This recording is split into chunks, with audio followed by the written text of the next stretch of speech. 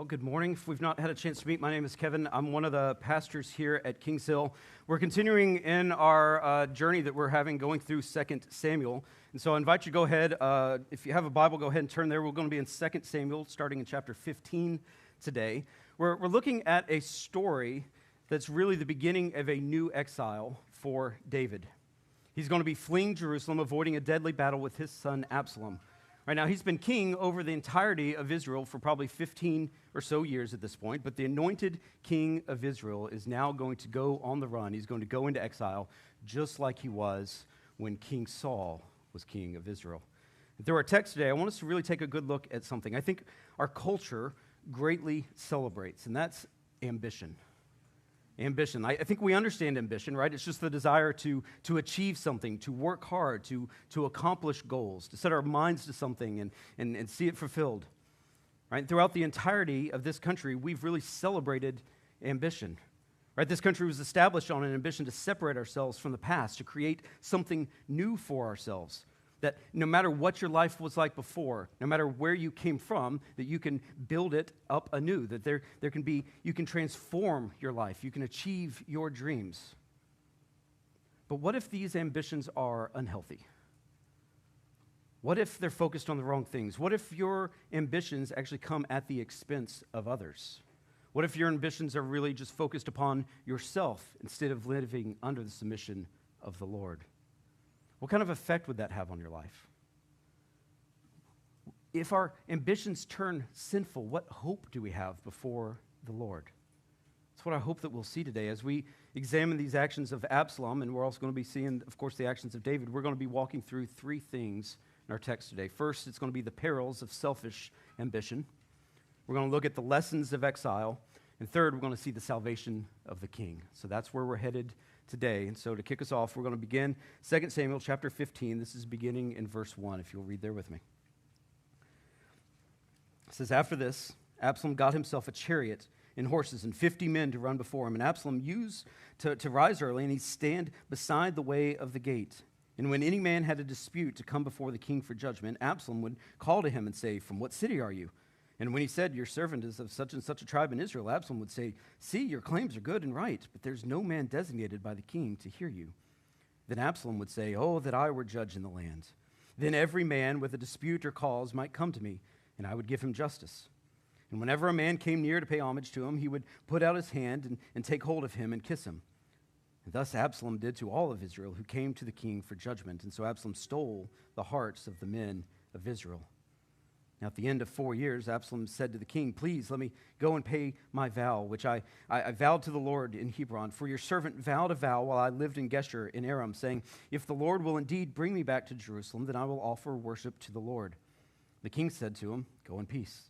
So he rose and he went to Hebron. But Absalom sent messengers throughout all the tribes of Israel, saying, 'As soon as you hear the sound of the trumpet, then say, Absalom is king at Hebron.' And when with Absalom went 200 men from Jerusalem who were invited guests, and they went in their innocence, and they knew nothing. And while Absalom was offering the sacrifices, he sent for Ahithophel, the Gilonite, David's counselor, from his city, Gilah. And the conspiracy grew strong, and the people with Absalom kept increasing." I'm going to stop here for now, but when we first met Absalom last week in chapter 13, it was noted that both he and his sister Tamar were described as incredibly beautiful. Pastor Jonathan helped us to see last week that we shouldn't value charisma or the outside appearance or anything of that sort. Instead, we should be valuing the character that was actually inside of the person. Since the beginning of chapter 13, a lot of time has actually passed. After the rape of Absalom's sister Tamar, Absalom waited 2 years before he killed Amnon in retaliation for that act. Then he fled to Geshur, where he stayed for 3 more years. And then at the end of chapter 14, Absalom is brought back to Jerusalem by David, and then he lives in the city for 2 years without going and seeing his father, the king. So in total, since the beginning of just chapter 13, a couple chapters back, 7 years have passed. And we ended last week by seeing that David, he didn't confront Absalom over the sin of killing his brother Amnon. Instead, David acted cowardly. He kisses him, he welcomes him back, but he doesn't challenge him and even try to say that he should repent and turn back to the Lord for the evil that he's done. So now we arrive at chapter 15 and notice how Absalom begins to position himself. It says that he gets chariots around him. He gets horses. He has men that are acting as security, but they're also going before him, and they're announcing his presence. In 1 Samuel chapter 8, verse 11, it warns the people of Israel.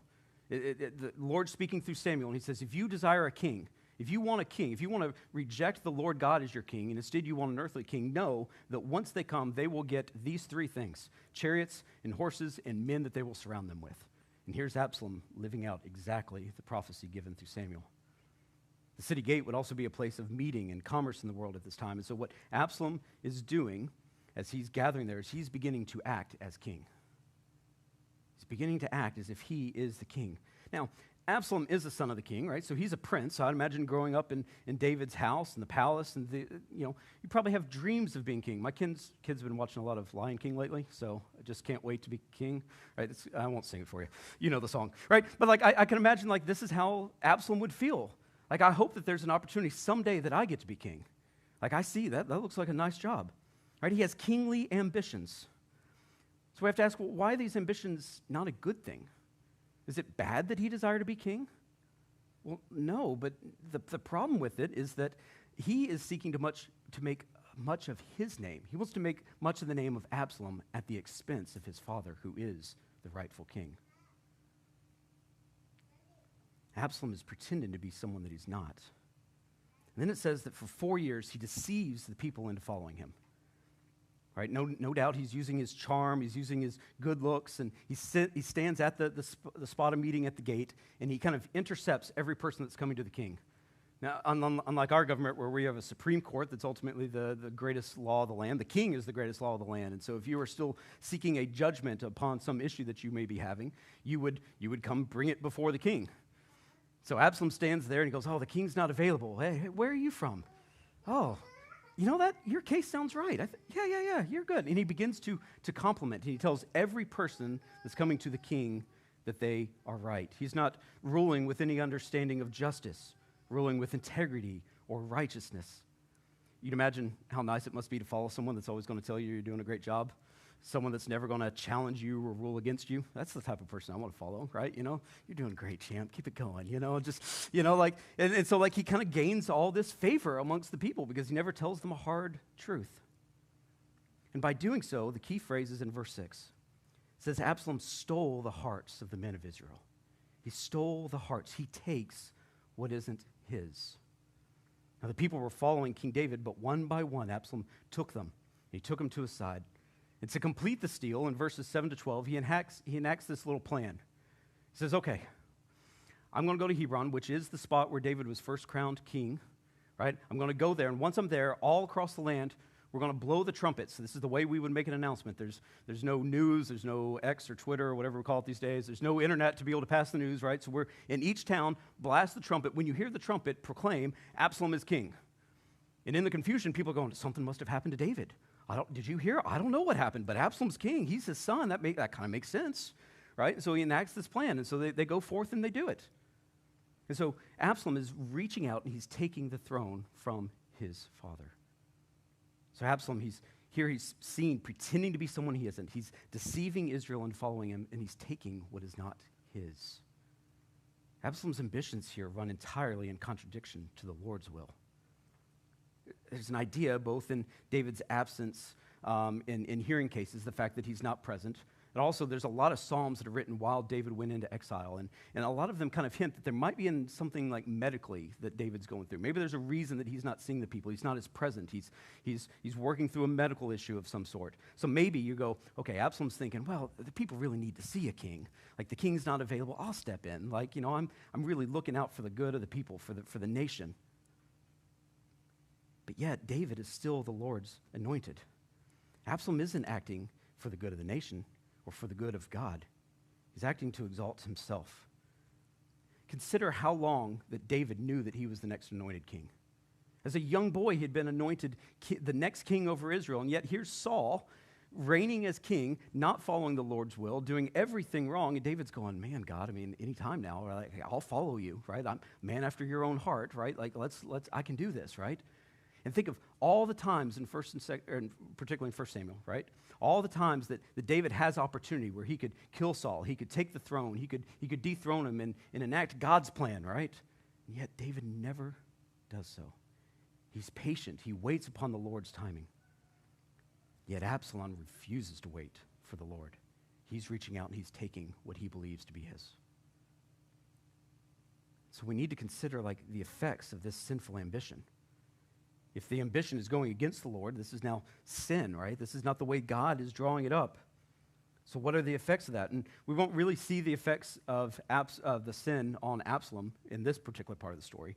You have to come back a couple weeks. That'll be 2 Samuel, chapter 18, where he's actually going to die in battle, still trying to wrestle the throne from his father. So we don't see his effects today, but we are going to see an immediate effect upon David. David's going to go into exile. So the Bible talks about the effect of our sin being death. We've disobeyed God. We've abandoned him. And so we should die for that. But it also speaks about it that we are being exiled away from the Lord, away from his presence. After the sin in the Garden of Eden in Genesis, Adam and Eve, they were sent out from the garden.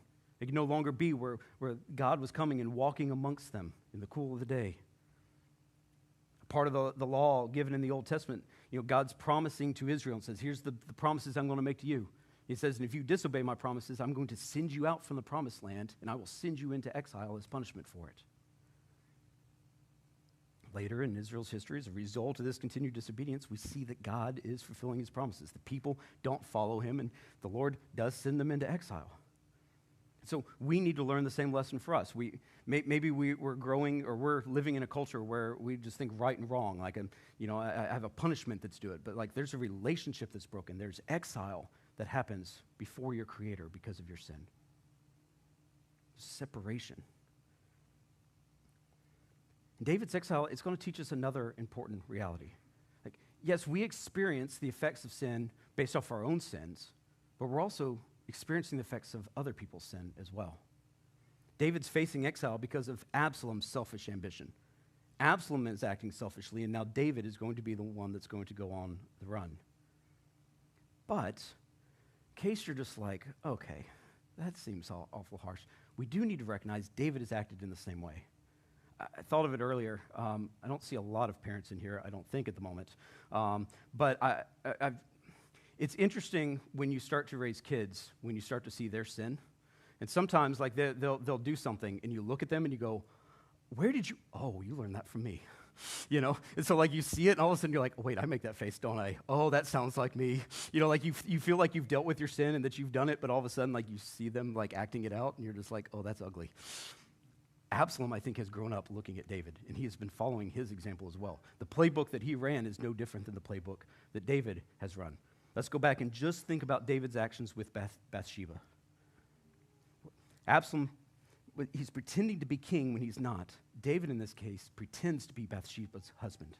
He engages in an intimate act with her that's reserved for only her husband. So he's pretending to be that. Absalom, he deceives Israel to follow him. David then attempts this great deception to cover up his sin. Right? Okay, she's pregnant. I'll call her husband back. They'll lie together. No one will ever know. Oh, he didn't do it. Okay, new plan. Front lines. He'll die in battle. Then I can marry her. No one's got to know. Right? He's planning this great deception. So Absalom's deceiving. David's deceiving. Then Absalom takes the throne that isn't his. We know that David took Bathsheba as his wife. He took what wasn't his and said, "This is mine." So David, too, has pretended to be someone he isn't. He's deceived those around him. He's taken what isn't his. So David is going into exile because of the sin of his son Absalom, but he's going into exile because of his own sin as well. Both Absalom and David have pursued selfish ambition. They're considering themselves, their wants, their desires, their ambitions to be greater than what the Lord would have. They're doing what is wrong in the Lord's eyes. And this should serve as a great warning for us when we consider our own ambitions. Right? To have a desire, to have a drive, to have an ambition is a good thing. It's right, but only when it's in alignment with God's will. To give perhaps a positive example or a positive illustration of this, I want to consider the actions of Nehemiah. You may not be familiar with Nehemiah. He's another book that's here in the Old Testament. He was an Israelite. He's living in the time of exile. So this is about 500 years after David. The people of Israel have not obeyed the Lord. The Lord has exiled and sent them at the hands of the Babylonians, and then the Persians captured. It's a whole thing, right? But he's there, and he hears a report. He's there in the Persian king. He's there serving the king, and he hears a report of what Jerusalem's like, of the walls are broken down. There's no place to worship. The people have no food to eat. It says that Nehemiah weeps and he mourns, not because of the state of Jerusalem. He weeps and mourns because of the sin of Israel that caused it. He longs for it to be made right, and so he petitions the king of Persia to return and to rebuild the city of Jerusalem. And it pleases the king to send him. So this is what we find in Nehemiah chapter 2. It's beginning in verse 11. Nehemiah says, I went to Jerusalem and I was there 3 days. I rose in the night, and I and a few men with me. And I told no one what my God had put into my heart to do for Jerusalem. Right? What you see here is that the Lord God has been the one to inspire this ambition within Nehemiah. He hears the report, and Nehemiah goes, I'm sure he had other dreams, other ambitions, things that he might have done, but the Lord has placed this in his heart. He has a holy ambition that has come from the Lord. And after receiving it, Nehemiah acts on it. His heart, we see, if you read the rest of the account, his heart was humble before God. It desired his holiness and the holiness of the people of Israel. And the ambition that he gave aligned with God's purposes. He made a promise that says, after I exile you, I will send you for a time, but I will restore you to the promised land. Nehemiah is claiming that promise. He's going, Lord, you've promised to send us back. Is this the time? You're giving me a burden, a passion, ambition to go rebuild your city. May I do it for you? I think the question that all of this can cause us to think about is this. Are you pursuing an ambition that is God-given? Are you pursuing a holy ambition? Or are you simply pursuing a plan or a dream that is entirely of your own heart and of your own dreaming? Absalom wanted to be king. He deceived and he took it. He sought to dethrone the king that the Lord promised would from this king, from David, there would be one of his descendants that would reign over an everlasting kingdom. And Absalom goes, well, not if I have something to say about it. That's not what the Lord's will was. Instead, we get the example of Nehemiah. Nehemiah is leaning into God's will. He's realizing that the Lord had promised to restore his people to the promised land after exile. So when you dream, are they God-sized? Are they God-honoring dreams? Or are your dreams of a kingdom of your own making? I think we learned today, we should beware of the perils of selfish ambition. It's a warning. But then afterwards, we're going to begin in verse 13 and start seeing some lessons in exile. David receives word of what Absalom's done. Right? The trumpets have sounded, everyone's declaring him as king, and this is what his response was in verse 14. It says, and David said to all of his servants who were with him at Jerusalem, arise, let us flee, or else there will be no escape for us from Absalom. Go quickly, lest he overtake us quickly, and he bring down ruin on us and strike the city with the edge of his sword. What's so striking about his response here is how different it was from particularly when he was dealing with his sin with Bathsheba. David's learning from his past mistakes, where previously he didn't care who died to cover up his sins. He's like, if Uriah has to die, great. Someone else, send him into battles. Let's go into a battle that doesn't make sense. And now he's going, wait, because of my sin, if civil war comes here to Jerusalem, if Absalom comes here and I'm here and war breaks out, everyone's dying. And he goes, that they should not have to suffer from that. It's better that I leave and all of these people be spared. As David leaves the city, he's going to meet 5 different groups of people. He's going to meet, or sometimes represented by an individual. And from these, I think we can learn some lessons about what to do when experiencing the consequences of sin. When we realize that we've chased our own ambitions. When we know we've chased after our things instead of the Lord's will, and there's consequences, when there's punishment, when there's exile from it, how do we respond? We're going to see that as we look through. There's going to be lessons from each of these 5. And it begins with the first group in verses 18 to 23. These are the Gittites. They're represented by Ittai. The Gittites are the people of Gath. That is, they're Philistines. That's right, the same Philistines. They used to have a giant Goliath. They used to fight Israel, right? These are the same people. But we actually remember that back in 1 Samuel chapter 27, David has fled from Saul to the city of Gath. So he's been there before. And then we're looking in verse 20 today. It seems that they have just arrived in Jerusalem for some reason. So either they're fleeing something going on in Gath, or they're coming to support David. We're not really sure what has brought them. But David sees them as like, wait, I'm leaving for exile. You guys don't need to go. Like, you have no part in this. Like, you should not have to go with me into the wilderness and suffer all that I'm doing. Either, like, stay here in the city. I'm sure Absalom will treat you well. Or like, go back, go somewhere else. But, like, you don't need to go into exile. But look at their statement of loyalty to David in verse 21. It says, "But Ittai answered the king, 'As the Lord lives, and as my lord the king lives, wherever my lord the king shall be, whether for death or for life, there also your servant be.'" The message is the people of Israel have left the true king. They've chosen to follow Absalom instead, but these Gentiles, those on the outside of Israel, are actually remaining loyal to the true king. Israel's given up the true king, and now the Gentiles are following it. And this is a great confession of faith. It's another example of how throughout the biblical narrative, the Lord is calling the nations to himself. It's like, even if Israel won't follow, like, there are more that will believe in me and follow me, and I'm calling them to do just that. Consider Ruth. She's a Moabite. She ends up, in a foreign land, right? And her mother-in-law Naomi's leaving. She goes, "Wherever you go, I'll go. Like, your God is my God." Consider the confession of the Roman centurion who witnessed the crucifixion of Christ. The people of Israel are literally sending Christ to be crucified. He's helping with this crucifixion. He sees all the events that occur there as Jesus dies on the cross, and he goes, "Truly, this man is the Son of God." He confesses him. This is a Gentile. This is not the people of Israel. How many times throughout the narrative that's true? Time and time again, the people of Israel reject the ways of the Lord, but the nations follow the Lord, and they place their faith in him. So my question to you is, are you loyal to the true king no matter what the personal consequences may be to you? They said, wherever you go, if we die with you, so be it. But are you loyal to the true king? Next to arrive for David are the priest. This is Abiathar and Zadok. They have with them the Ark of the Covenant. Remember, the Ark is the place of God's dwelling amongst his people. This, he would come and sit between the cherubim. And I'm sure that their intentions are right here. They're going, wait, if the true king is leaving Israel, the presence of God goes with the true king, so we're ready. We packed it up. We got it on the poles this time. We're following you out of town. You're like, we got this. Like that, it seems right. But David does something surprising. He sends them back. He sends them back. He goes, you go back to Jerusalem. And I think in some sense, he's being careful not to make the same mistake that the elders of Israel made back in 1 Samuel chapter 4. There, Israel's fighting the Philistines. They get a real good whooping one day, right? And they're like, okay, we can't lose to them like this tomorrow. They go, I know, wait, if we take the presence of God into the battle, we'll win this. Like, God defeats everything, right? He's almighty, so we'll take him. Then they defeat him the next day, and they take the Ark of Covenant into their lands. They're using the Ark as some sort of good luck charm.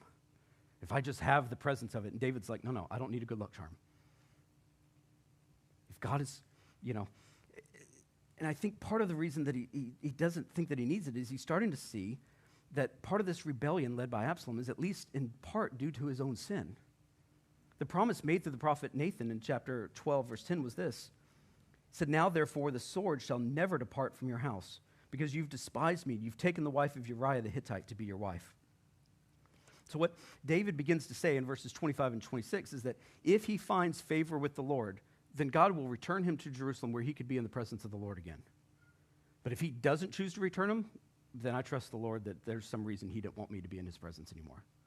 He's placing his complete trust, his complete salvation, his complete hope in the Lord.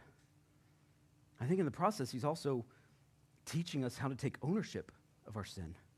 He's not pointing his fingers at Absalom and blame it on him. He recognizes his own sin in the matter, and he accepts the will of the Lord. I think he knows, I can't provide salvation for myself. The Lord is going to have to work first for me. And so you go back to Jerusalem. If the Lord works, then I'll know that he's been in it. The next he meets is Hushai. David and those with him had crossed the brook Kidron. They began the ascent on the other side up the Mount of Olives. All along the way, David is weeping. He has no shoes on. His clothes are torn and tattered, and he has dirt on himself.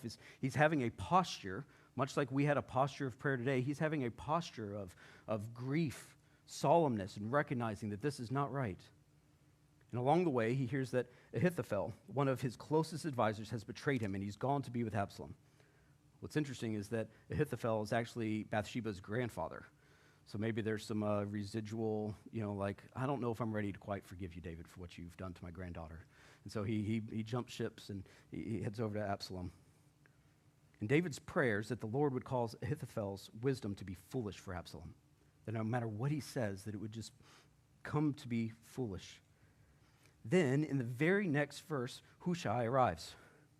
He has he's torn his clothes. He shows the same brokenness as David over the result of this rebellion. I think that there's something that we can learn here as well. Like David, even in the midst of his punishment for sin, he's trusting in the Lord. He's expressing, Lord, I need you to act in this. But yet, he also begins to work. He begins to enact a plan. So we see like trusting in the Lord doesn't just mean, okay, well, I'm just going to sit on my hands. Like, all right, Lord, you're going to have to work this one out, Like he is taking steps. He's fleeing, but now like some people are coming to him and he goes, wait, I think I see how you might be an answer to prayer for me.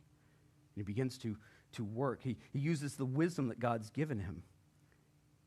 Right? And then as he's acting, like if the Lord finds wisdom in his plan, then he's going to bless it. And if the plans that he's given, he's prayed, he's trying to seek the Lord on it, and the Lord's like, that's not the plan, then he'll shut it down and make sure that it doesn't happen. So he tells Hushai, he says, go back to Jerusalem and serve Absalom.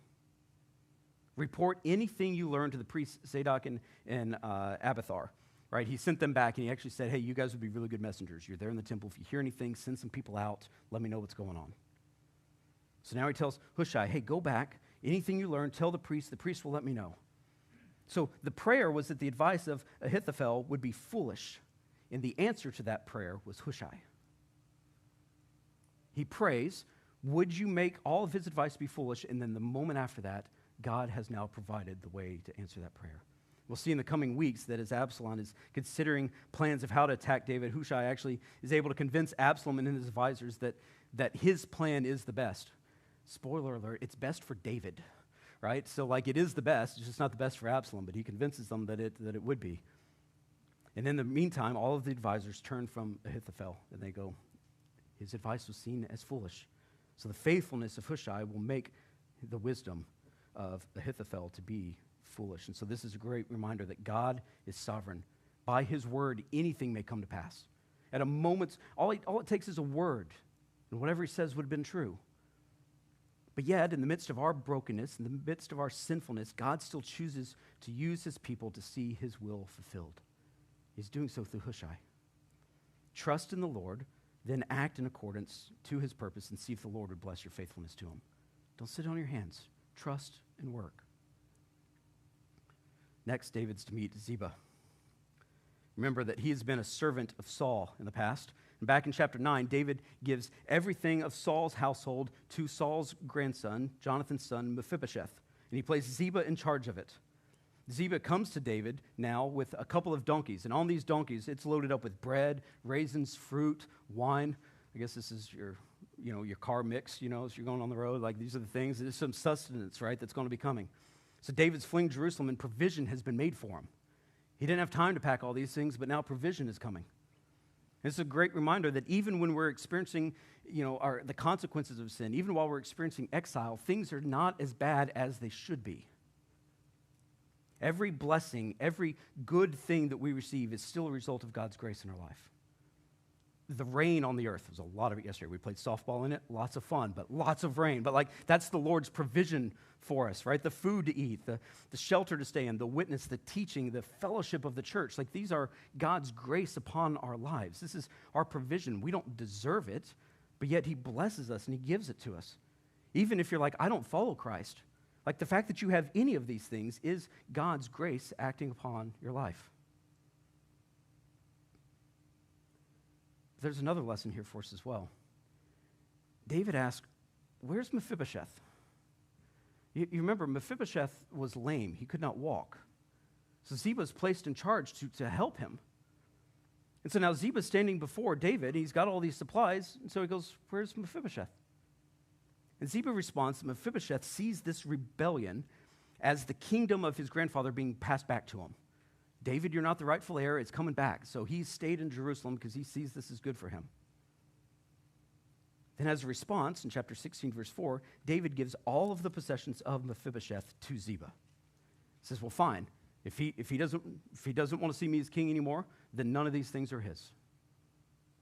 It's all in your control now. What's interesting is that in chapter 19, David returns to Jerusalem. He's able to go back. And when he does, he finds Mephibosheth has been in mourning. He hasn't cleaned. He's got dirt and his clothes are torn. He's a mess. And he sees that he was left in Jerusalem because he's lame, and he says that his donkey was actually taken by Ziba. It's like, why did you not come with me? He's like, I had no way to go. My only means of transportation were taken. Essentially, Mephibosheth says Ziba was lying to David. And when he told David, right, he had chosen to stay in Jerusalem, but based on that lie, David has now given all of Mephibosheth's inheritance to Ziba, based off a lie. I think what we can learn from this is that in the place of exile, it can be really hard to tell what's right and wrong. Right? When mankind was in the garden, it was pretty easy. Adam and Eve, everything you see, all the fruits of the garden, everything here is good, except for the tree of the knowledge of good and the knowledge of evil. That tree will kill you. Everything else is good. Got it? Easy. Eat of all this, don't eat of that. Right? Simple. But now, after sin, after that fruit of the tree of the knowledge of good and evil was eaten, we're kicked out of the garden. We're now living east of Eden. We're no longer in a place. We're separated from God. And now having the wisdom to discern what is right and wrong is now harder. God's law still stands. There is still right and wrong. In fact, the book of Romans will say that it's impressed upon your heart, that even if you don't follow Christ, you have in you the ability to discern what is right and wrong, that you know that it's wrong. So I'm not saying that there is no longer right and wrong, but now there's deception that exists, right? We must now evaluate everything next to God's word. Like, what did God say about this? Is that how he would describe it? Is that what's right? Everything must be tested now. It's harder to discern what is true. So David, he makes this quick decision in his interaction with Ziba. It turns out to be a lie. Didn't discern. In the midst of the fog of war and the busyness and you're leaving and all these people are coming, he took his words and he took it to be true, but it wasn't. I think this is why Jesus taught us in Matthew 10. He says, behold, I'm sending you out as sheep in the midst of wolves. So be wise as serpents, be innocent as doves. Right? Our motives, our actions must be pure. They should be of the Lord. What has he declared for us to be? We must act honorably. We love others as we interact with them.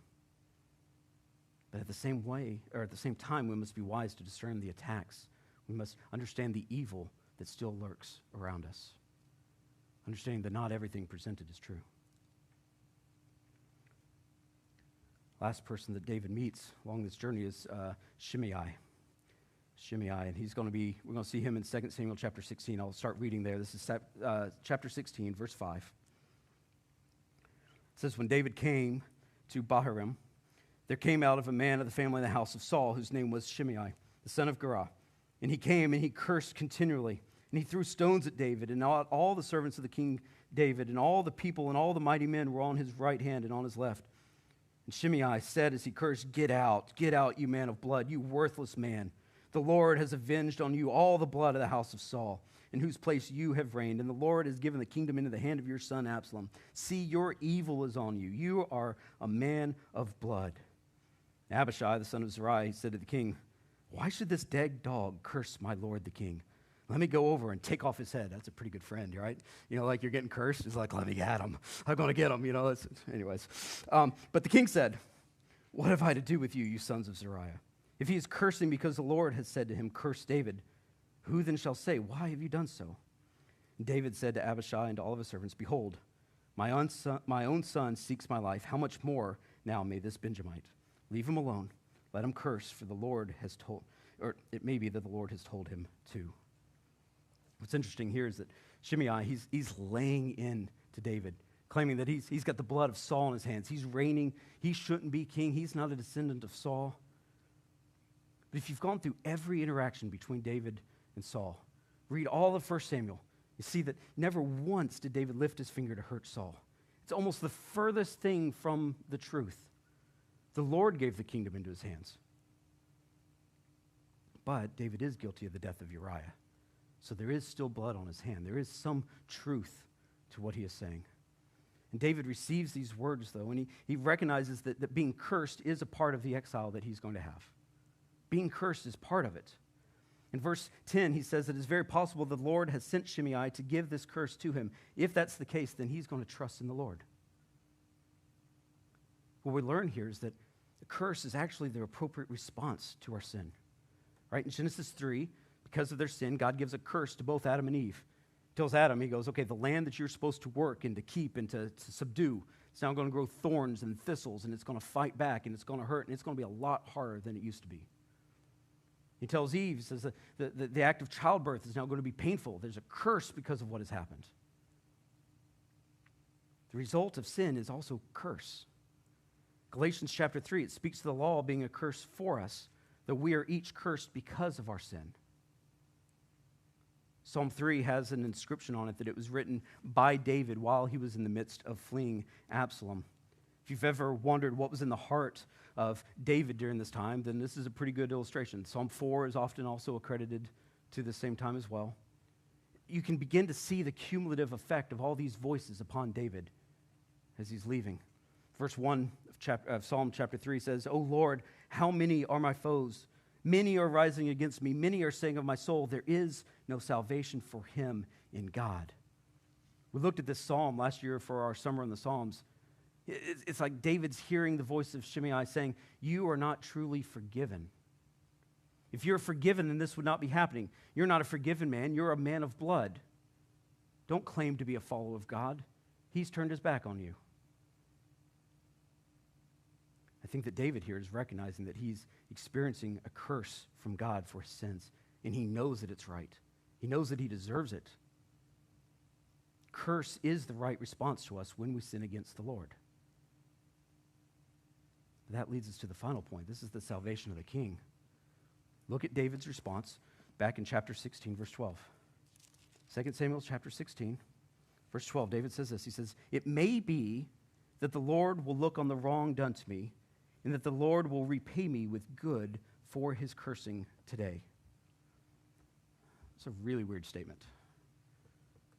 If you go back and read it, it's weird. Maybe God will look at the wrong that's been done, and instead he's going to repay me good instead of my cursing. So God's going to look at the sins that I've committed, the sins that are being committed against me. He's going to see all these sins, all these iniquities that exist, and instead of curse, give me blessing. Does not make sense. Why would God look at sin and then bless instead of curse? It's only because he's a gracious, loving king who provides salvation for his people. There's no way that sentence makes sense but for God. The good news of the gospel is that there is salvation through judgment for sin. David has worked it out through God's promises. Back in 2 Samuel 7, the promise was that one of his descendants would reign over an everlasting throne. He would reign forever.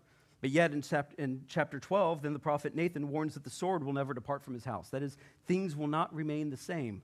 There will always be more strife, more struggle because of this. David's foes are challenging him. They're saying, you've not received salvation. But in Psalm chapter 3, David places his trust in a promise-keeping God. See this, the next couple of verses. Verse 4 said, "I cried aloud to the Lord, and he answered me from his holy hill." He ends the psalm in verse 8, "Salvation belongs to the Lord." You say I don't have salvation. The Lord has answered me, and the salvation belongs to him. That's his response. So his statement in verse 12 is a belief that God will keep his promises. He goes, I don't know how to hold it together. Somehow one of my descendants is going to reign on an everlasting throne, and yet there's going to be sword and turmoil and whatever else. There's a curse that's happening because of my sin. But God has somehow promised that there's going to be blessing out of this curse. I don't get it, but he's going to work it out. And this passage is full of really amazing imagery that really ties it together with the rest of our salvation history. Back in chapter 15, verse 22 and 23, we have the word pass on. It occurs 5 different times. The word, they passed on over the brook. They went over the Kidron. They were leaving. It's the same word in Exodus that we get the word Exodus. Right? So David is now beginning his own exodus away from Jerusalem. He's going into exile. You might call it a reverse exodus if you will. David's going from a place of freedom. He's going back into the wilderness. He's going back into bondage. He's experiencing the curse again. He goes because of his sin. In 2 Samuel, the Lord's anointed is going into exile because of his own sins and ambitions, because of the sins and ambitions of his son. It's going to be another 1,000 years. A descendant of David will go out of the city and receive a curse. The Lord's anointed, the Messiah, Jesus Christ, won't go out of the city because of his own sin, but he's going to go because of the sins of his people. Jesus is going to be cursed because of you and of me. This is what he says in Galatians chapter 3. Paul's writing to the church there. Beginning in verse 13, it says, Christ redeemed us from the curse of the law by becoming a curse for us. For it is written, cursed is everyone who is hanged on a tree, so that in Christ Jesus the blessing of Abraham might come to the Gentiles, so that we might receive the promised Spirit through faith. So here it is again, the good news that there is blessing available that comes from the curse of sin. The ultimate answer, the ultimate fulfillment of 2 Samuel chapter 16, verse 12 is found in Jesus Christ. He's the fulfillment of the promise made. The ambitions of the true king were to provide salvation for his people. And the reality is this, each of us we've pursued our own ambitions to the point where we've each gone after our own design instead of God's design for us. We've put our own interest ahead of his. We want to promote ourselves. In fact, the Bible speaks of our brokenness because of sin to be so pervasive. It fills all of us that under our own strength we are unable to rightly pursue God's ambitions, God's design for us. That no matter what we do, like Absalom, we continue to rebel against the rule and the lordship of Christ. We aren't loyal to the true king. If you were thinking that you were one that was following David and not Absalom, that's not how the Bible paints the picture for you. We are not loyal to the true king. And the right response is that we should be the ones to go out. We should be the ones experiencing the curse and the consequences for doing so. But instead, Jesus, the Lord's anointed king that's going to reign over an everlasting throne, he takes the curse that's intended for us and he dies in our place. Instead of curse, we receive the blessing of his Spirit within us. We receive the blessing of a restored relationship with our Creator, with our Father. So if you're here today and you don't know Christ, this is a promise for you. That if you give up your selfish ambitions, if you give up pursuing your own desires and instead trust in his substitutionary death for you, and you desire for him to rule over your life instead of you ruling over it any longer, then he offers an abundant life of blessing to you. It's an abundant life of blessing instead of the curse that you deserved. In church, for those of you that do follow Christ, I hope that you've seen the dangers of pursuing selfish ambitions. You have a new way to walk now, not pursuing the things of old. Hope you can see the lesson of remaining loyal to Christ, trusting the Lord and working towards his good. That you can see the great need for discernment in all things of life. I ask again, where are you clinging to your earthly ambitions? Where are you pursuing your dreams and desires? Do you need to submit any of your dreams to the Lord? And as you pray and as you think about that, remember that you deserved to be cursed. But in God's goodness, in his graciousness, he has given you blessing. He's blessed you abundantly in Christ. He actually says that blessing enables and empowers us to follow his ambitions for our lives. Where before we were not able to pursue the things of the Lord, through his Spirit, he enables us, he empowers us to be faithful to him.